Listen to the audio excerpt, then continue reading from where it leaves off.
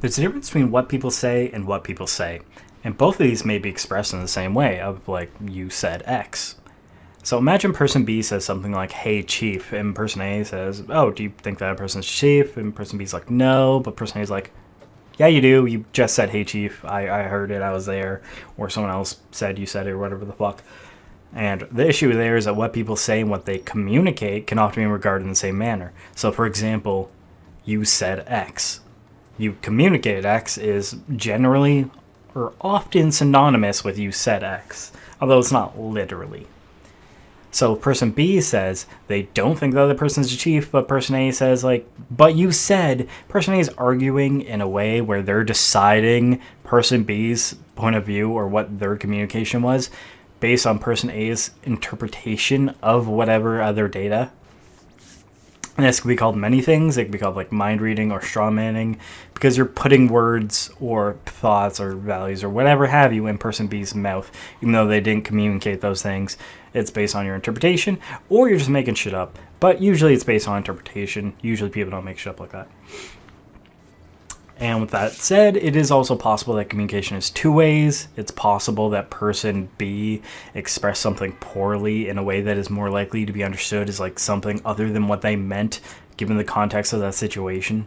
So person B might have meant it like as a sign of respect, or they might have meant it in a racist, harmful way, or they might actually have genuinely believed that person was a chief. All those are like potential interpretations. And they might have expressed it poorly when they meant one specific one of those interpretations. If other people don't generally understand what you mean, there might be like a lack of nuance or something like that. But anyways, the example in and of itself is largely an issue with person A not accepting the data because they asked, they brought it up, person B corrected, and then person A didn't believe it.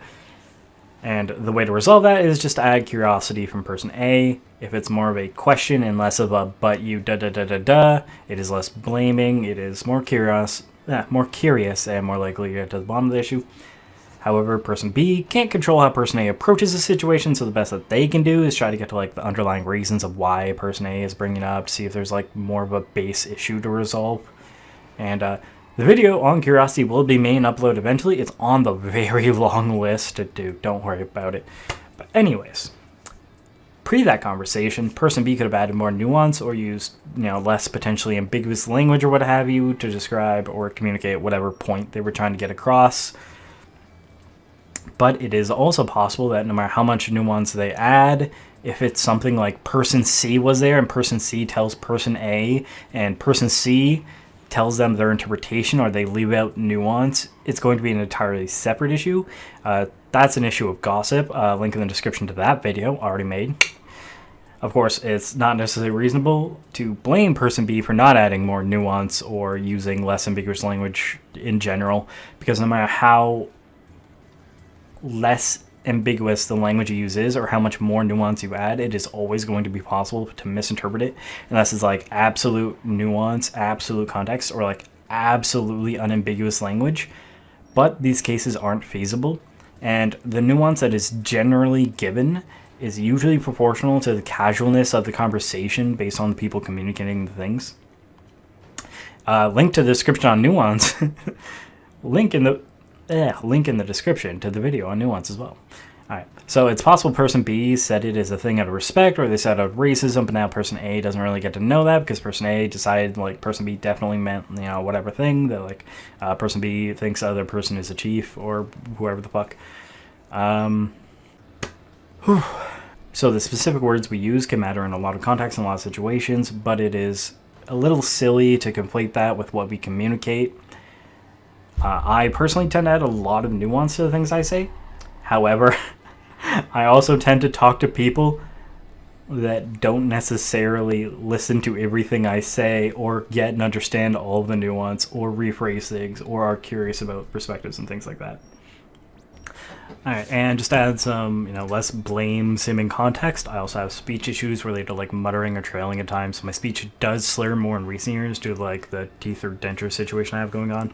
I often don't explicitly inform people of my perception of the casualness of the conversation of a topic, and I leave it up to other people to interpret and understand that based on the circumstances. So, the circumstance would be like, am I laughing a lot? Am I making other jokes? Is this a serious topic? Are we playing a game? How many people are in the conversation to begin with? Or what room is there for depth or nuance in that conversation? And et cetera, things like that. I also tend to talk quite quickly, depending on the context of how much I have to say to get like my point across. And that, well, okay, a large part of that is actually because of other people that I spend time with interrupt and argue against points I don't even fucking make because they interrupted, so I didn't get to make the point, or they argue against specific words. So I've developed like an urge, or like I feel a need to add nuance to a lot of things that may not even require that nuance. So I tend to go on like longer tangents that don't require them to like parse everything in that tangent to understand the overall point. So the run-ons sort of like train people that talk to me not to parse everything, though that's largely on their attention spans rather than my communication. Although, yeah, I could definitely be on my communication too, especially with new people and things like that.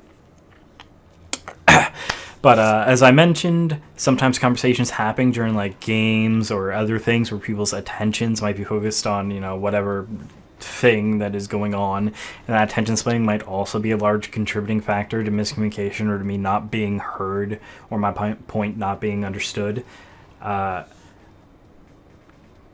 Slightly back to the blamey here, but a large amount of miscommunications tend to be with other people having certain insecurities or fears or connotations to certain words or things, or, you know, prejudices or judgments or whatever the fuck have you, and applying that where it is not appropriate to apply that. But it is how it is. Anyways, that's this video, and this is Cluster Truck. Love you, have a good day.